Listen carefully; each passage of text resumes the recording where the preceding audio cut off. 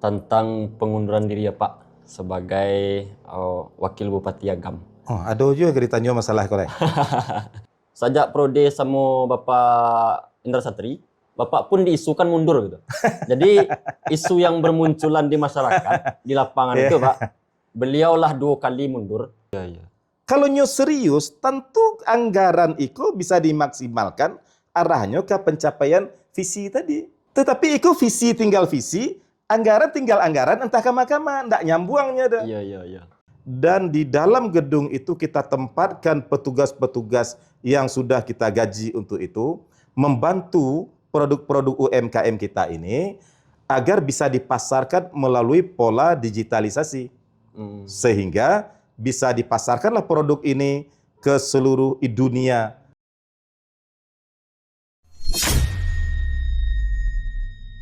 Assalamualaikum warahmatullahi wabarakatuh. Alhamdulillahirabbil alamin. Assalatu wassalamu ala asrofil anbiya'i wal mursalin wa ala alihi wa ashabihi rasulillahi ajmain. Asyhadu an la ilaha illallah wahdahu la syarikalah wa asyhadu anna Muhammadan abduhu wa rasuluh la nabiyya ba'dah amma ba'du.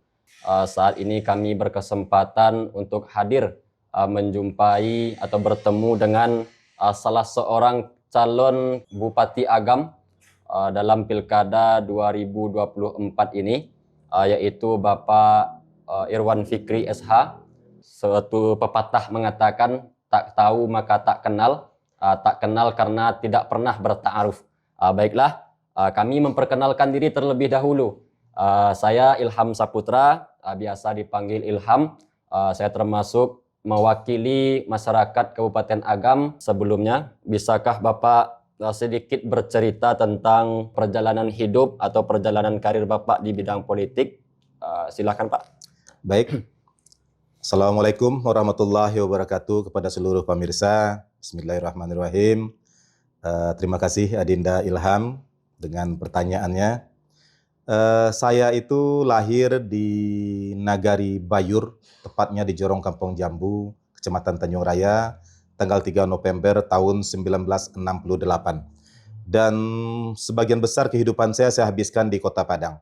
Sejak saya bayi, TK, SD, SMP, SMA, dan sampai masuk ke kuliah di Fakultas Hukum Universitas Andalas sampai tamat dan sampai berkeluarga. Dan saya tidak pernah terbayang juga akan berkarir di Kabupaten Agam. Dan tahun 2009 saya menjadi anggota DPRD di Kota Padang. Hanya saya jalani 3 tahun, ada peluang menjadi wakil bupati pengganti antar waktu di Kabupaten Agam. Dan saya masuk pemilihan di DPRD Agam.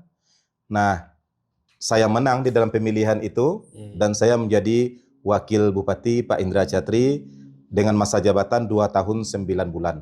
Nah, itulah titik awal karir saya di Kabupaten Agam. Dan sampai hari ini kayaknya nggak lepas-lepas di Kabupaten Agam. Tetap menetap di Kabupaten Agam. Jadi sudah menetap dengan segala dinamika kepentingan dinamika politik di Kabupaten Agam dan berkarir di Kabupaten Agam. Dan pada tahun 2015 sekitar habis masa jabatan saya dengan Pak Indra Satri, saya maju di pemilihan kepala daerah berhadapan head to head dengan Pak Indra Satri dan saat itu saya kalah. Dan tahun 2020 saya kembali maju menjadi calon wakil bupati bersama dengan Pak Andri Warman. Dan ketika itu kita memenangkan pertarungan di Pilkada tahun 2020 dan akhirnya hari ini saya maju menjadi calon Bupati Agam bersama dengan Buya Ashraf Habar sebagai calon wakil bupatinya di dalam Pilkada tahun 2024. Dan saya pernah menjabat sebagai Ketua Partai P3 di Kota Padang dan pernah menjabat sebagai Ketua Partai P3 Sumatera Barat. Dan ketika P3 ada perpecahan waktu itu, mungkin masih ingat ya, secara nasional P3 itu belah dan akhirnya saya di dalam posisi yang kalah lah waktu itu ya. Dan akhirnya saya pindah ke Partai Demokrat diajak oleh Pak Mulyadi dan sampai hari ini saya masih berposisi sebagai wakil Ketua Partai Demokrat Sumatera Barat yang mana Pak Mulyadi adalah Ketua Partai Demokrat Sumatera Barat. Istri saya Nila Kartika, panggilan beliau Titik, dan beliau adalah anggota DPRD Kota Padang 2 periode. Latar belakang saya dari sisi keluarga, ayah saya almarhum adalah pegawai negeri sipil dan ibu saya ibu rumah tangga. Kami berasal dari keluarga yang sederhana. Kami berempat bersaudara. Kakak saya yang paling tua perempuan, yang nomor 2 juga perempuan, dan nomor 3 adalah saya, dan adik saya juga perempuan. Jadi saya laki-laki satu-satunya di dalam keluarga. Dan di kampung kita hari ini saya dipercaya oleh kaum saya karena suku saya Caniago. Jadi kaum saya yang berada di Nagari Bayua itu mempercayakan saya sebagai pengulu dan dengan gala Datua Prapatia. Jadi itu mungkin sekelumit daripada kisah perjalanan hidup dan karir yang saya jalani. Oke Pak, ada yang menarik di sini Pak. Setelah separuh dari kehidupan Bapak itu lebih dihabiskan di Kota Padang. Dan sekarang Bapak lebih memilih untuk menetap di Kabupaten Agam, lalu berkarir di Kabupaten Agam. Lalu pertanyaannya Pak, apa alasan dan pertimbangan Bapak untuk maju di Pilkada Bupati Agam di tahun 2024 ini Pak? Ya, saya melihat dari pengalaman saya menjadi wakil bupati 2013 kurang lebih sampai 2015 bersama dengan Pak Indra Chatri, dan saya lanjutkan dengan saya maju sebagai wakil bupati Pak Andri Warman. Ya. Saya melihat dan memetakan dengan baik persoalan-persoalan yang dihadapi oleh masyarakat di Kabupaten Agam. Dan saya punya keyakinan dengan konsep dan gagasan yang saya miliki, saya berkeyakinan bisa mengurai persoalan itu dan menyelesaikannya ketika saya berada di pengambil keputusan. Ya, jadi saya sudah coba 2 kali menjadi wakil bupati, dan saya melihat gagasan-gagasan ini baru bisa saya wujudkan, visi saya ini baru bisa saya wujudkan kalau saya berada di dalam posisi pengambil keputusan. Dan terakhir itu ketika Pak Insinyur Mulyadi memanggil saya ke Jakarta dan memperlihatkan sebuah data survei dan menunjukkan bahwa masyarakat Agam masih tinggi meminta saya untuk tampil menjadi Bupati Agam. Nah, dengan pertimbangan itulah akhirnya partai memberikan perintah kepada saya melalui Pak Insinyur Mulyadi agar Irwan Fikri berdasarkan permintaan masyarakat Agam melalui hasil survei yang kita miliki bahwa Anda wajib untuk maju di Pilkada Kabupaten Agam. Dan akhirnya terkombinasilah 2 hal ini.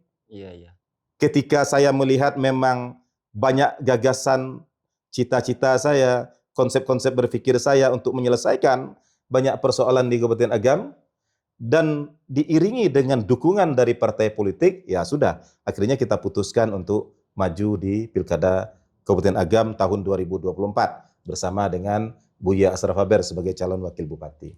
Demikian. Kami telah mengumpulkan beberapa pertanyaan yang akan kami ajukan kepada Bapak tentang ide, pikiran, dan gagasan Bapak seorang calon Bupati Agam, apa itu tentang visi dan misi, program unggulan, dan lain sebagainya. Baiklah, selanjutnya Pak, pertanyaannya yaitu tentang visi dan misi serta program unggulan Bapak yang akan Bapak tawarkan kepada masyarakat Kabupaten Agam, dan program unggulan apa yang Bapak tawarkan untuk mencapai visi yang telah Bapak tetapkan tersebut. Silakan Pak. Baik, terima kasih Adinda Ilham. Jadi visi Irwan Fikri Ashraf Haber itu adalah menghadirkan Agam yang madani, berdaya saing menuju Agam sejahtera. Nah, berbicara tentang Agam madani, bagaimana kita bisa mengaktualisasikan di dalam kehidupan sehari-hari masyarakat Agam, dan juga di dalam jalannya roda pemerintahan, dan di dalam menjalankan berbagai kehidupan di sendi-sendi kehidupan masyarakat di Kabupaten Agam, bahwa nilai-nilai Islam, nilai-nilai keagamaan, dan nilai-nilai adat dan budaya betul-betul menjadi panduan sehingga bisa dia hadir di tengah-tengah masyarakat sebagai masyarakat yang mempedomani adat basandi syarak basandi kitabullah. Jadi kita berupaya dan mencoba menggaransi bahwa nilai-nilai Islam, nilai-nilai agama, adat dan budaya ini bisa berjalan dengan baik di bumi Agam ini. Kita bicara tentang agama madani. Agama madani. Dan selanjutnya kita bicara tentang daya saing. Daya saing ini adalah kita berkeinginan sumber daya manusia Kabupaten Agam itu kita harapkan mempunyai kualitas yang tinggi yang bisa kita andalkan. Kualitas itu baik dari sisi kualitas intelektualnya, kualitas kesehatannya, dan kualitas moral dan akhlaknya, kualitas karakternya, sehingga dia bisa mempunyai daya saing nanti ke depan, bisa berkompetisi dengan sumber-sumber daya manusia yang berasal dari kabupaten kota yang lain. Dan bisa mereka itu bersaing di tingkat provinsi Sumatera Barat, dia mempunyai daya saing main di tingkat nasional, atau bahkan dia mempunyai daya saing untuk bertempur nantinya di tingkat internasional. Ini yang ingin kita ciptakan. Dan selanjutnya bicara tentang daya saing ada dua komponen sebetulnya. Ada sektor pendidikan dan ada sektor kesehatan. Nah, berbicara tentang pendidikan, kita bicara tentang daya saing pada hari ini. Bagaimana kita bermimpi SDM Agam akan berdaya saing, masih banyak kita jumpai guru-guru honornya yang hanya gajinya, honornya cuma 250.000 per bulan. Ya. Yang hanya 300.000, 400.000. Itu pun menerimanya 1 kali 3 bulan, Pak. Iya. Nah, bagaimana kita lihat sarana prasarana pendidikan di Kabupaten Agam, fisik bangunannya kah, kondisi toiletnya kah, itu masih banyak yang dalam kondisi tidak layak. Nah, bagaimana kita bicara tentang daya saing ketika sarana prasarana seperti ini belum bisa kita wujudkan. Jadi makanya Irwan Fikri Ashraf Faber menawarkan bahwa akan meningkatkan kesejahteraan guru TPA, TPQ, guru MDA, dan guru-guru honor di seluruh Kabupaten Agam agar SDM kita ini bisa dibentuk dengan pendidik yang mempunyai kualitas juga seperti itu. Tapi kalau pendidiknya hanya digaji 200.000, 300.000, mana semangat dan kualitas pendidik? Bagaimana kita berharap anak didik kita, SDM kita akan mempunyai daya saing, mempunyai kualitas? Benar-benar. Mimpi kita itu. Betul. Nah, jadi makanya dari itu, ini yang harus kita benahi ke depan. Nah, berbicara tentang kesehatan, bagaimana pelayanan kesehatan yang bisa diberikan kepada anak-anak kita, masyarakat Agam secara keseluruhan. Bagaimana tentang kondisi penanganan stunting pada hari ini, agar anak-anak kita itu terjamin sumber daya manusia. Anak-anak kita di Agam adalah anak-anak yang sehat, sehingga dia bisa nantinya ke depan menjadi sumber daya manusia yang mempunyai daya saing dan tidak menjadi beban bagi keluarga dan tidak menjadi beban bagi daerah dan negara ini. Mungkin seperti itu. Dan berbicara tentang menuju Agam sejahtera, tidak lepas kita bicara tentang perekonomian. Nah, itu mungkin misi daripada visi misi dari Irwan Fikri Ashraf Faber. Nah, untuk mewujudkan dan mencapai visi kami tadi itu, ada beberapa unggulan yang memang program unggulan yang kami tawarkan. Satu, ekskavator gratis. Yang kedua, peningkatan kesejahteraan pegawai ASN dan non-ASN serta guru-guru honor, guru TPA, TPQ, MDA se-Kabupaten Agam. Dan selanjutnya kita akan mencoba menghadirkan sebuah taman kota yang representatif di ibu kota Lubuk Basung agar kota Lubuk Basung ini mempunyai gairah sehingga ada daya tarik tersendiri untuk orang berekreasi ke Lubuk Basung ini. Nah, ini kita coba hadirkan satu taman. Kalau ada pertanyaan, yang sekarang gimana Pak? Belum cukup? Saya kira belum memadai. Dan kita harus hadirkan satu lagi yang memang dalam skala yang lebih representatif lagi. Dan selanjutnya ada program unggulan yang kami tawarkan, yaitu menghadirkan rumah kemasan di Kabupaten Agam untuk memberikan dukungan kepada UMKM kita. Nah, bersamaan dengan rumah kemasan ini, kita hadirkan gedung yang akan jadi galeri bagi seluruh pelaku UMKM di Kabupaten Agam. Dan di dalam gedung itu kita tempatkan petugas-petugas yang sudah kita gaji untuk itu, membantu produk-produk UMKM kita ini agar bisa dipasarkan melalui pola digitalisasi. Sehingga bisa dipasarkanlah produk ini ke seluruh dunia, bukan hanya di Indonesia saja. Nah, ini nanti akan kita rencanakan dalam satu gedung, ada rumah kemasan di dalamnya, ada galeri tempat pajangan, secara langsung orang bisa bertransaksi, dan ada petugas nanti yang kita tempatkan untuk membantu memasarkan produk UMKM ini melalui pola-pola digitalisasi. Nah, jadi seperti itu. Dan selanjutnya ada kita tawarkan paket komplit sejahtera. Yang terakhir, kita menawarkan dan akan memaksimalkan bagaimana agar masjid bisa menjadi pusat berbagai kegiatan yang tidak hanya sekedar tempat sholat, tetapi bisa menjadi pusat kegiatan yang bisa membangun dialog dan diskusi dengan masyarakat berkaitan dengan kegiatan sosial, kegiatan budaya, berbagai persoalan mengenai perekonomian. Nah, ini masjid yang akan kita jadikan sebagai sebuah epicentrum nantinya untuk bisa memaksimalkan pergerakan kegiatan-kegiatan di luar kegiatan yang sifatnya ibadah secara langsung. Oh, ini sangat menarik, Pak.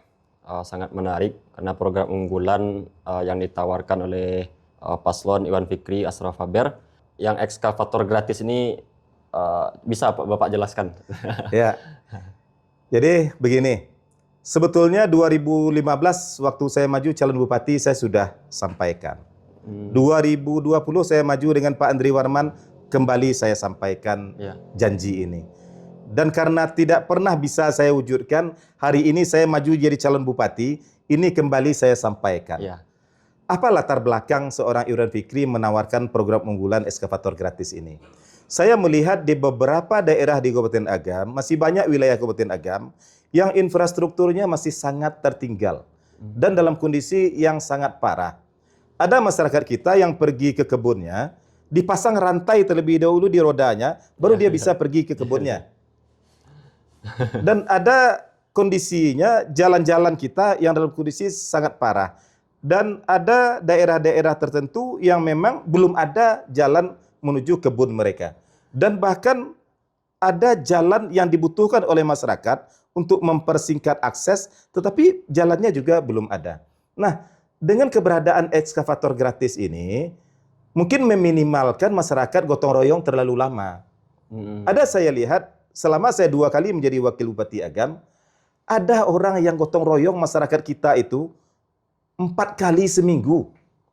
Waktu mereka habis hanya untuk gotong royong, membuka infrastruktur, memperbaiki infrastruktur jalan mereka. Nah, ini kan pekerjaan pemerintah sebetulnya.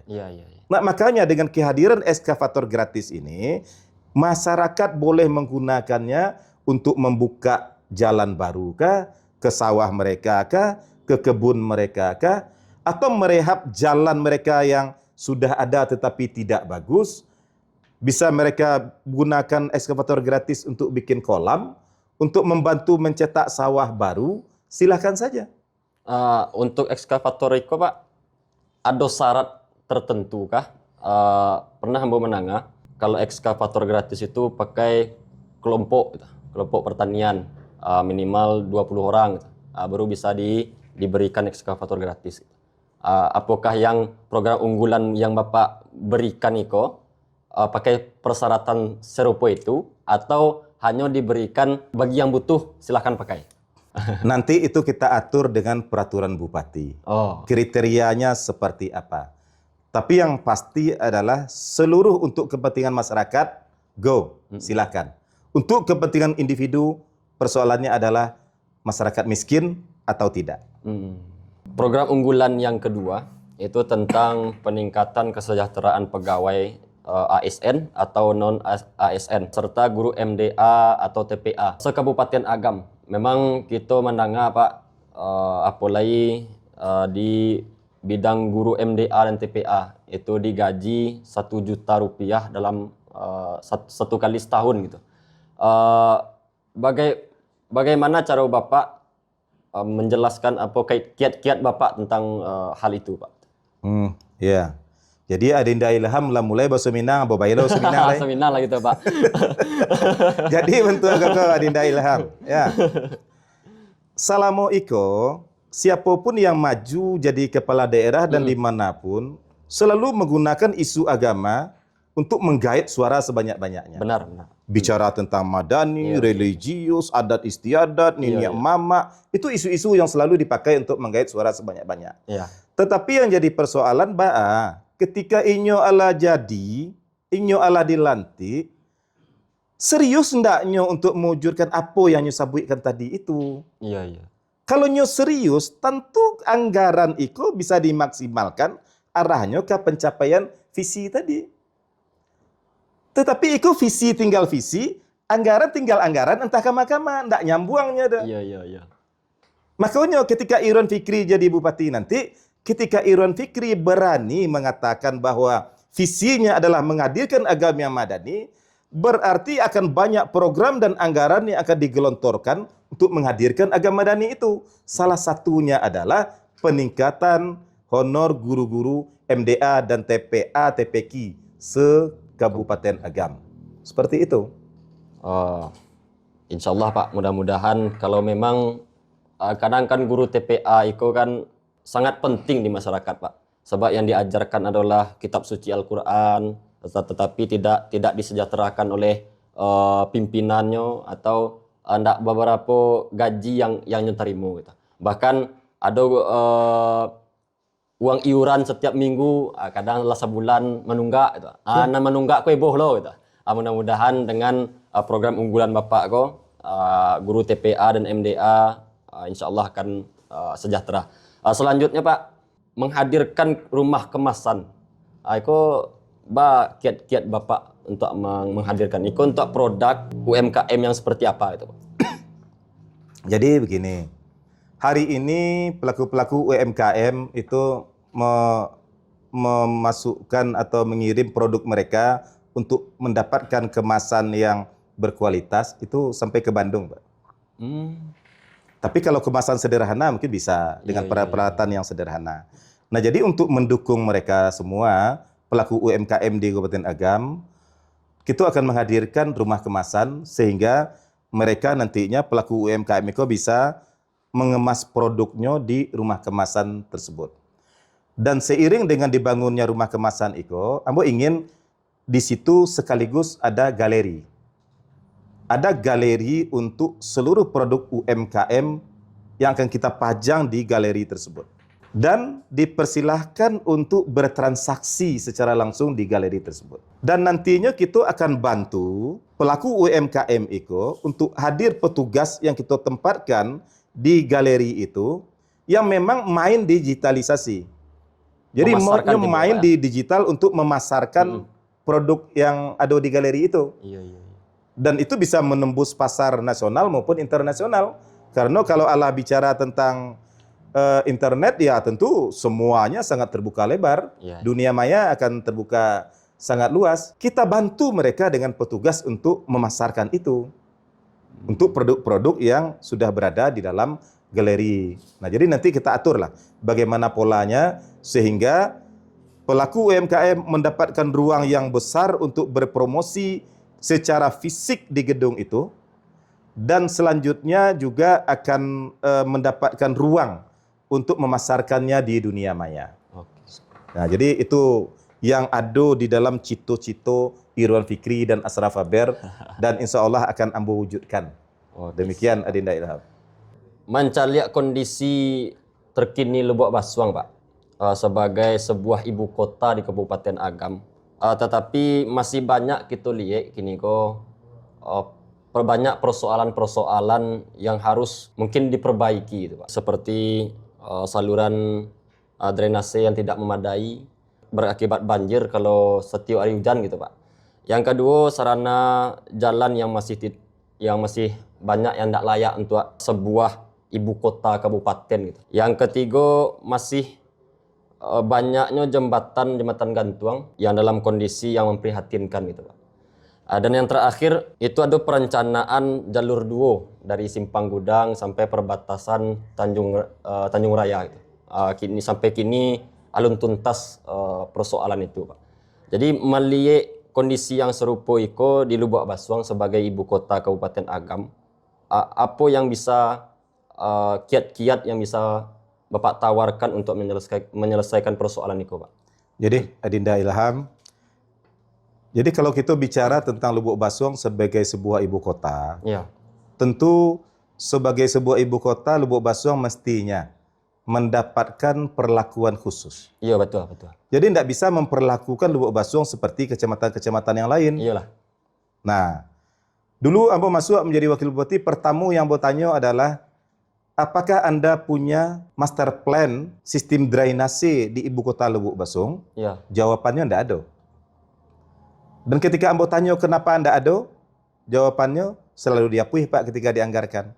Nah kini kecik ambo jamin itu tidak diakui, tolong dianggarkan. Alhamdulillah, Lubuk Basuang lah punya master plan tentang sistem drainase. Iya. Persoalannya, awak mewujudkan master plan yang lah ada untuk kita ikuti, sehingga sistem drainasi awak di Lubuk Basuang itu menjadi baik dan bagus, sehingga awak terhindar dan terselesaikan dari persoalan banjir. Iya. Nah, kita sepakat banyak persoalan di Lubuk Basuang. Persoalan infrastruktur jalan. Iya. Masih banyak jalan-jalan kita di Lubuk Basuang dalam kondisi yang tidak layak kita caliak sebagai sebuah jalan berada di ibu kota kabupaten. Seperti Adinda Ilham sampaikan tadi, masih ada jembatan gantung Iya. yang dalam kondisi tidak layak Iya.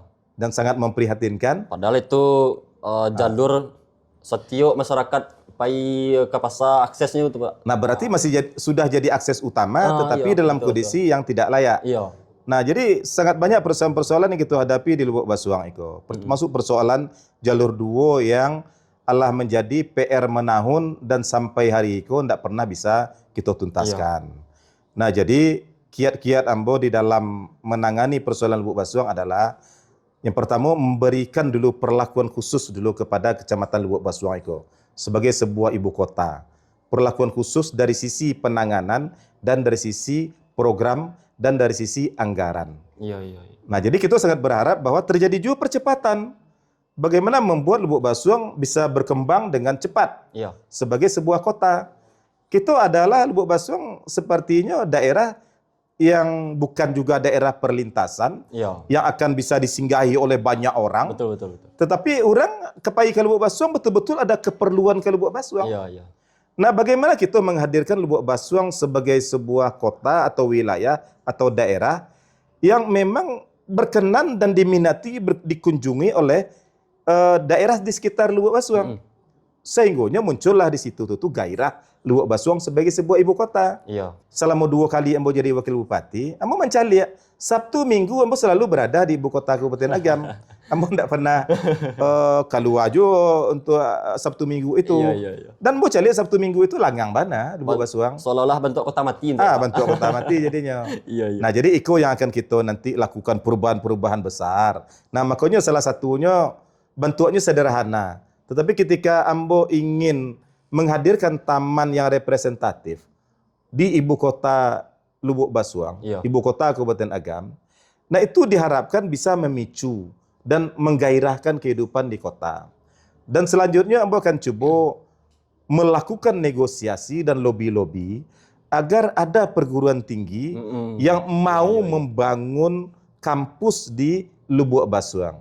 Betul, betul. Dan selanjutnya dari kekuatan awak sendiri, ambo ingin memberdayakan RSUD Lubuk Basuang menjadi sebuah rumah sakit yang mempunyai kualitas tinggi, mempunyai kelas yang paling tinggi, dan bisa nantinya jadi rujukan dari daerah sekitar Lubuk Basuang. Iya, Jadi orang di luar Agam pun di wilayah Iko bisa berubah ke RSUD awak. Iya, iya. Jadi sehingganya dengan rami pasien berubah, kemampuan rumah sakit kita tingkatkan di segala bidang, Iya. sehingganya pendapatan asli daerah bisa kita tingkatkan, dan masyarakat di Lubuk Basuang juga bisa menikmati keberadaan tamu-tamu yang membawa keluarganya berubah ke Lubuk Basuang. Iya, iya. Nah, itu juga memicu keramaian.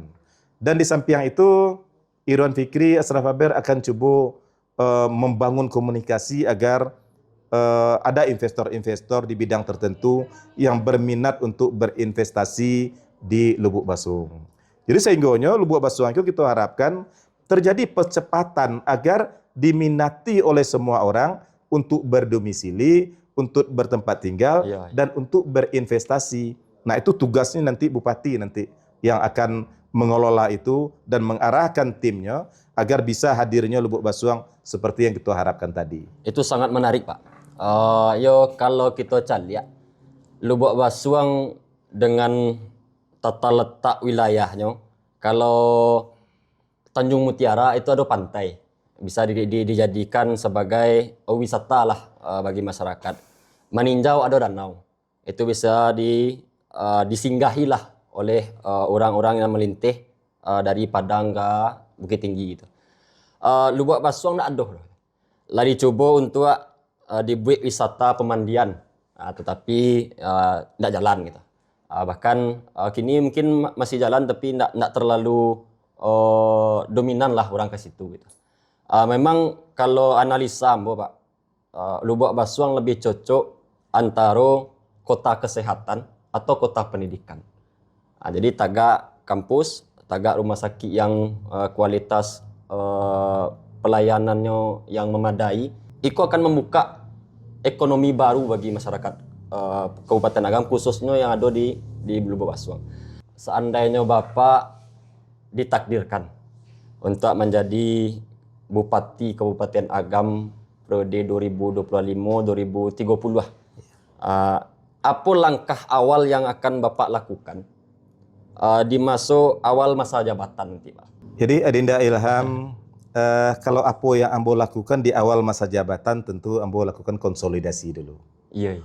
Konsolidasi ke internal pemerintahan, merapikan kembali dan melakukan perubahan yang besar di dalam tata kelola pemerintahan, sehingga sistem yang Allah adu ikoko bisa berjalan dengan baik. Iya. Nah, itu fungsi manajemen yang harus ada di seorang bupati. Jadi bupati itu leader. Betul. Sebagus apapun sistem yang ada, ketika leadernya tidak ada menjalankan fungsi-fungsi kepemimpinan, fungsi-fungsi manajemen, nah itu akan kesulitan. Nah, jadi menurut Judge R. Terry, kalau tidak salah itu, ada POAK ya. Mesti ingat enggak itu Adinda Ilham tuh di manajemen tuh, fungsi manajemen. Ada planning, ada actuating, ada organizing, ada controlling. Nah, itu harus dipahami oleh siapapun yang jadi leader, termasuk juga sebagai seorang bupati di pemerintahan. Nah, harus ada berpikir tentang visi, tentu dia berpikir tentang perencanaan. Dia harus paham dengan perencanaan juga. Secara teknis mungkin tidak ada persoalan, tetapi secara garis besarnya dia harus arahkan timnya untuk bisa membuat perencanaan yang baik. Dan selanjutnya Ba'a menjalankan perencanaan itu. Jadi organisasi harus dirapikan dulu, itu yang organizing tadi. Organisasi dirapikan. Nah, selanjutnya Ba'a caranya agar itu bisa kita bekerja melaksanakannya. Dan selanjutnya fungsi kontrol. Jadi makanya kepala daerah itu harus rajin, harus aktif untuk memimpin rapat-rapat. Nah, jadi tidak bisa tuh kalau ada kejadian di sebuah kecamatan, masyarakat terserang hama segala macam, Ambo talambek tahu, itu tidak bisa itu. Iya. Harusnya staf Ambo tahu lebih dulu daripada Ambo. Tidak bisa Ambo lebih tahu dari mereka. Bahaya. Jadi pacu-pacu lah mereka untuk bekerja dengan baik. Karena apa? Irwan Fikri sebagai bupati pasti akan banyak main di lapangan nantinya. Akan banyak main di masyarakat nantinya. Akan banyak tahu tentang kondisi real yang berada di tengah-tengah masyarakat. Nah, ketika talambek staf Ambo, nah tentu malunya Jambo kan. Nah, itu pasti ada teguran. Nah, itu kontrol yang dilakukan oleh seorang bupati nanti. Ya enggak duduk-duduk di kantor saya Pak ya. Itu. Jadi Ambo banyak nanti juga bergaul di tengah-tengah masyarakat lah untuk bisa melihat kondisi real yang dialami oleh masyarakat. Di bidang pertanian seperti apa sih kondisi masyarakat awak di pertanian? Bagaimana infrastruktur pertanian mereka? Bagaimana kondisi pupuk subsidi, apakah sudah mereka terima dengan baik? Ya, bagaimana irigasi mereka? Bagaimana harga pupuk? Nah, itu perlu kita pantau. Bagaimana harga jual daripada hasil pertanian mereka? Nah, itu perlu kita pantau dengan ketat. Jadi sehingga petani-petani kita yang sebagian besar masyarakat Agam adalah petani, itu mendapatkan sentuhan yang maksimal dari pemerintah agar mereka bisa kita sejahterakan secara perekonomian. Baiklah Pak, kini kita masuk ke tentang pengunduran diri ya Pak sebagai Wakil Bupati Agam. Ada juga ditanya masalah kolek. Iko memang banyak pertanyaan-pertanyaan yang muncul di lapangan Pak. Jadi ketika apa mengundurkan diri dari jabatan Wakil Bupati, itu banyak yang mengatakan apa lari dari tanggung jawab, Panganyi gitu. Panganyi gitu. Ya. Jadi apa Paganyi itu klarifikasi? agak pemanggok. Pengambuk gitu. Apa klarifikasi ya Pak tentang hal itu, Pak? Jadi begini, itu pembusukan yang sangat sukses kalau mau mencari. Jadi koko masif ya. Setiap ambo basobok je orang, iko selalu isu Iya, yang iya. disampaikan. Iko selalu isu yang disampaikan. Iya. Jadi begini, ambo memakai logika untuk menjelaskan itu. Kalau awak mantak orang pakai kendaraan misalnya, awak bawa kendaraan motor, tantak orang, Iya. sudah tentu awak lari. Nah, sepakat awak, berarti awak lari dari tanggung jawab. Betul. Kalau awak mantak sudah tentu awak angkat korban ko, awak bawa ke rumah sakit, itu berarti awak bertanggung jawab. Iya, betul. Nah, di posisi itu kan sepakat awak. Iya. Tapi ketika awak indak satu mantak orang koko jo kendaraan do, awak sekedar tagak saya di situ, tiba-tiba awak dituntut bertanggung jawab, namu ada awak? Namu yang Dinda Ilham kan namu ada kan? Iya. Nah, itulah seorang Irwan Fikri. Iya.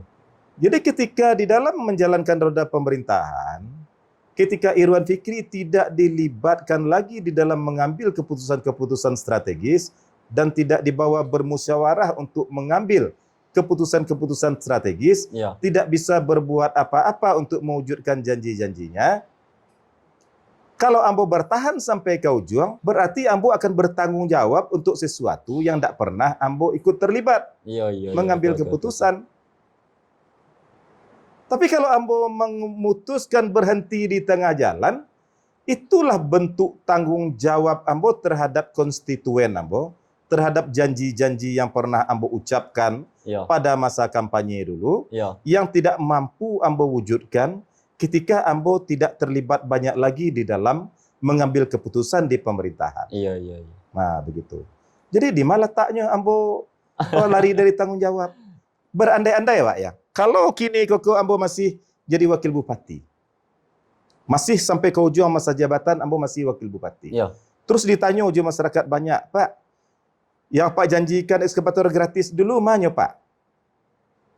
Jembatan gantung yang kan Pak bangun dulu koko mana, Pak? Iya. Nan jalan kami yang ke apa aspal janji ya Pak dulu mana, Pak? Apakah jawa ambo kini? Coba. Sementara ambo tidak mampu mewujudkan janji-janji yang pernah ambo ucapkan itu pada masa-masa kampanye itu. Iya. Nah, karena apa? Karena tidak banyak terlibat lagi di dalam mengambil keputusan-keputusan di pemerintahan. Jadi nyaris keputusan-keputusan strategis, tapi tidak usahlah kita dalami seperti apa lebih dalam lagi persoalan yang ada. Bahkan ambo dapat isu pula, Pak. Apa berarti bukan mundur dari jabatan wakil bupati ko? Bukan di periode petang, Pak.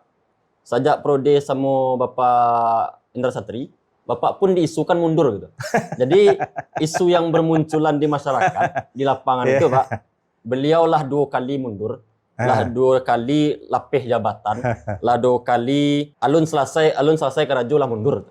Jadi nggak patut beliau ku rasanya jadi bupati Agam gitu. Jadi itu yang isu yang bermunculan dari kalangan masyarakat di lapangan itu, Pak.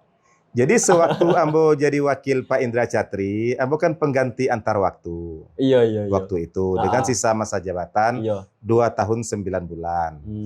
Dan ambo selesaikan tugas ambo bersama-sama dengan Pak Indra Satri sampai akhir masa jabatan. Kalau ada yang mengecekkan ambo mundur saat itu orang-orang yang memang tidak paham dan tidak tahu, tapi mungkin sok tahu kah? Atau mungkin orang tidak mengerti, dibodohi oleh orang lain. Hanya tak panciang pula kan? Jadi kasihan awak mencari orang-orang yang seperti itu. Atau memang orang sengaja membodohi masyarakat dengan informasi dan pembusukan-pembusukan yang sengaja dilakukan untuk Irwan Fikri.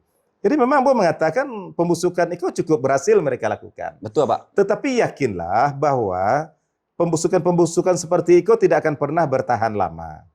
Ketika saya klarifikasi, Ambo melakukan klarifikasi, masyarakat akan tahu kondisi yang benarnya seperti apa. Iya. Dalam karir politik Ambo baru sekali Ambo mundur dari jabatan, yaitu ketika Ambo jadi wakil bupati yang bupatinya Pak Andri Warman. Sekali itu mau mundur barunya.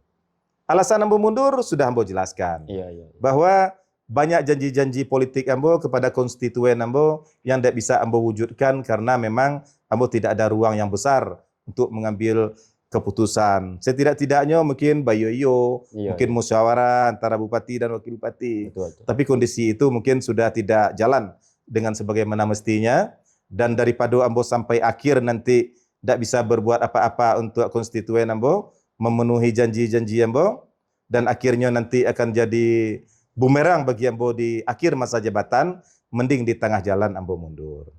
Nah kalau bicara tentang Irwan Fikri Panakui, ambo rasu ndak ada nasa baga Irwan Fikri mengambil keputusan. Iya. Adinda Ilham berani ndak? Atau masyarakat yang lain yang nonton berani ndak mengambil keputusan itu? Paling Sanikmat itu jabatan wakil bupati dengan segala fasilitas dan kemewahan secara pribadi dan keluarga, ambo tinggalkan segala kenikmatan dunia itu demi sebuah idealisme seorang Irwan Fikri. Itulah sosok dan figur Irwan Fikri. Seperti itu. Jadi untuk masyarakat Kabupaten Agam, jadi isu-isu yang berkembang kini tentang Bapak Irwan Fikri, mundur 2 kali, beliau dibilang penakui, dibilang lari dari tanggung jawab, dibilang ngambekan, ngambok paganyi, itu lah diklarifikasi oleh Bapak Irwan Fikri sendiri. Mudah-mudahan. Apa potong? Ya Pak. Kalau ambo dikecekkan lari dari tanggung jawab, Bung Hatta itu kan mundur dari jabatan wakil presiden waktu Pak Soekarno. Iya betul. Bisa dikecekkan Bung Hatta lari dari tanggung jawab enggak? Kalau dikecekkan ambo paganyi, berarti Bung Hatta paganyi pula enggak? Kalau dikecekkan ambo panakui, berarti Bung Hatta panakui lah. Iyalah. Iya kan? Kan sama-sama mundur dari jabatan. Iya. Hanya orang-orang yang mempunyai idealisme dan karakter yang kuat lah, yang memang berani mengambil sikap seperti itu.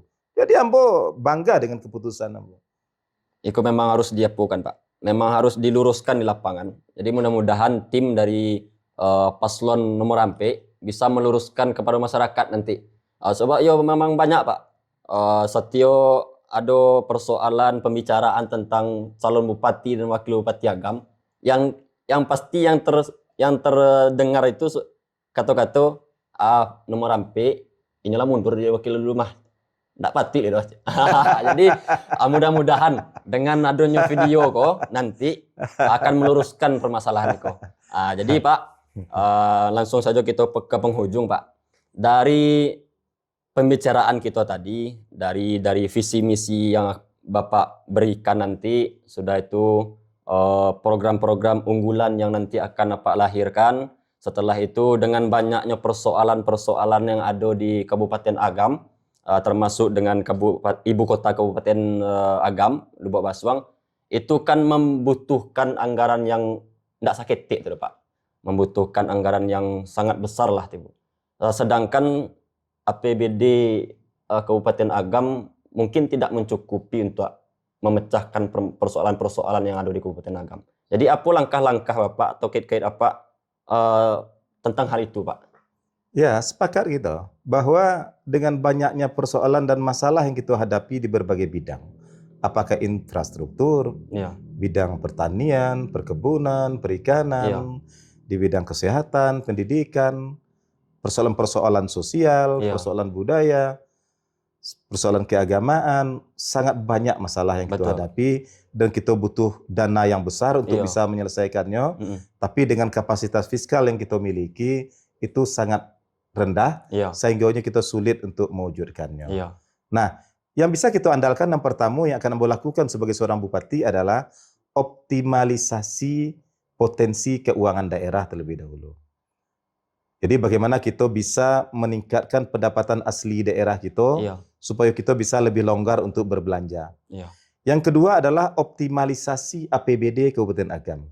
Cara optimalisasinya? Caranya adalah membuat skala prioritas. Mana yang lebih penting itu kita kerjakan terlebih dahulu. Itu optimalisasi APBD Kabupaten Agam. Dan selanjutnya ada 2 anggota DPRD Provinsi Sumatera Barat yang berasal dari partai pengusung. Yaitu dari Demokrat dan Nasdem. Jadi ada yang dari provinsi itu dari Demokrat Ibu Yesi, yang dari Nasdem itu ada Pak Asril. Dan di DPR RI ada juga dua anggota DPR RI gitu Betul. dari partai pengusung. Ada Pak Insinyur Mulyadi dari Demokrat, ada Ibu Cindy Monica dari Partai Nasdem. Iya. Nah, itulah yang akan berkolaborasi nanti untuk bisa kita ajak membawa sebanyak-banyaknya program yang mereka miliki untuk bisa dibawa ke Kabupaten Agam. Dan Ibu Cindy bersama Pak Mulyadi adalah janji bahwa kalau Irfan Fikri yang bupatinya, insya Allah akan banyak program yang beliau bawa dari Jakarta kemari. Dan selanjutnya ada cik lain yang bisa kita andalkan untuk kita bisa menutupi celah-celah kekurangan kita tadi dari sisi anggaran adalah keberadaan Agus Harimurti Yudhoyono sebagai Menteri Koordinator di bidang infrastruktur. Beliau kebetulan Menteri Koordinator di bidang infrastruktur yang mana beliau adalah Ketua DPP Partai Demokrat. Dan kebetulan Ambo sendiri adalah Wakil Ketua Partai Demokrat Sumatera Barat. Betul. Nah tentu Iko akan lebih banyak memudahkan Ambo.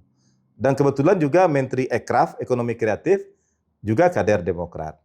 Dan juga Menteri PU juga keluarga besar Partai Demokrat. Jadi akan banyak kesempatan kita untuk bisa bermanuver ke Jakarta, mencari celah, melakukan lobby, pendekatan-pendekatan, agar dana-dana Jakarta di pusat banyak bisa kita bawa ke daerah kita.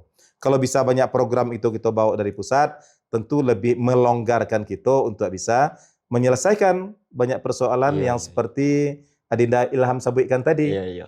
Nah, dibutuhkan seorang bupati yang kuat untuk membangun jalinan ke pusat sana. Membangun jaringan, sumber-sumber pendanaan yang ada, agar pembangunan di Kabupaten Agam bisa cepat kita selesaikan. Oke lah Pak. Kini kita lah tiba di penghujung pembicaraan kita. Terima kasih banyak Pak atas waktunya dalam kesibukan yang sangat luar biasa. Pak bisa memanggihkan waktu untuk kami berbincang seputar apa untuk mencalon sebagai Bupati Kabupaten Agam. Dan kami untuk masyarakat Kabupaten Agam tentukan pilihan di tanggal 27 November nanti. Kita akan memberikan hak suara kita untuk Kabupaten Agam ke depannya. Dan satu suara kita itu menentukan masa depan Kabupaten Agam dan jangan memilih untuk tidak memilih. Dan iko ada ampe calon bupati dan wakil bupati gitu, warga masyarakat Kabupaten Agam untuk memilih dan memilah caleg, takah, tokoh dan lain sebagainya. Dan insya Allah ketika pilihan itulah tapi insya Allah Kabupaten Agam akan maju dan insya Allah akan sejahtera ke depannya. Terima kasih banyak Pak. Ya, sama-sama Adinda Ilham. Assalamualaikum warahmatullahi wabarakatuh.